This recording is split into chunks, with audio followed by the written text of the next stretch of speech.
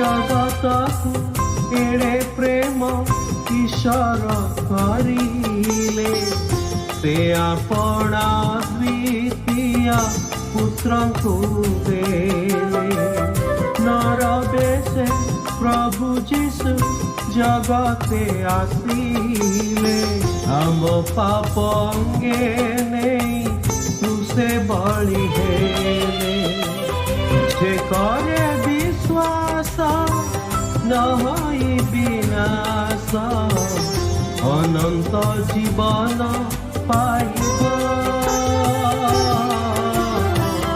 बंधु एक कथा विवेचना प्रभु जीशु ख्रीष्ट प्रेममय नाम रे आपनकु शुभेच्छा।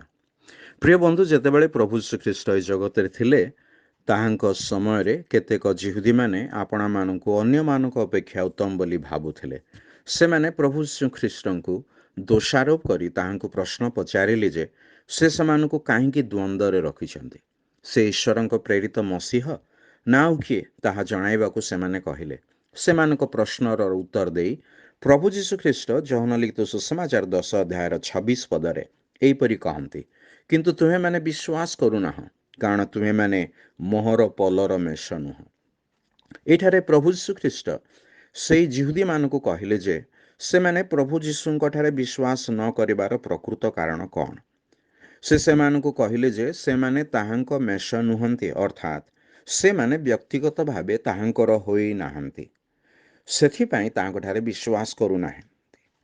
एई जगत रे जन्मित प्रत्येक लोक सौहार्द्य भावे ईश्वरंकर नुहंती। मनुष्य ठारे थिबा अंतर्निहित पाप स्वभाव हेतु मनुष्य और ईश्वरंक मध्यरे एक भग्न संपर्क रही अछि। एई स्वभाव ईश्वरंक ठारू अन्य मानक ठारू आमको पृथक रखि थाए। पुणी आमे जहाँ घृणा करू सेई मंद कर्म गुड़िक मध्य आमे एथिपाई करिथा।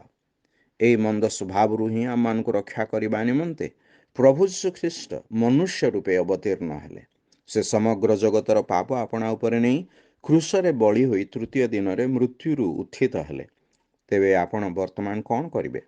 से जो परित्राण बिना मूल्य रे जाचु अछंती ताहा विश्वास रे ग्रहण करिवे किंबा ताहांक परित्राण और पाप क्षमा को अग्राह्य करिवे? कारण आपण मध्य से यहूदी मानक सदृश द्वंद्व रे पड़िछंती। तेबे सत्यर विश्वास करिबाकू ईश्वर आपणको सहाय्य करंतु। धन्यवाद।